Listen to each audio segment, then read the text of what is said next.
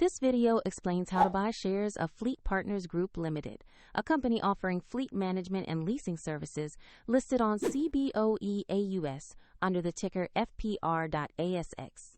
This is an educational guide, not financial advice, and you should research risks before investing. To trade shares, you need a broker. We use eToro as an example to show the process. After registering, you must verify your account with an identity document and add funds before placing trades. Use the platform search bar and type the ticker FPR.ASX to find FleetPartners.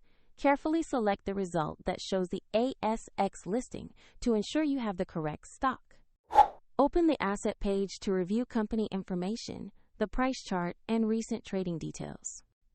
Confirm the name, market CBOE AUS, and ticker FPR.ASX so you are on the correct listing. Click Buy or Trade, enter the amount you want to invest, and check order parameters like order type and estimated fees before confirming. If the market is closed, your order may execute at the next open. And if you lack sufficient funds, the platform will prompt you to add money before final confirmation. After the trade, your position will appear in your portfolio, where you can monitor it. For the step-by-step example, use the link in the description to open eToro.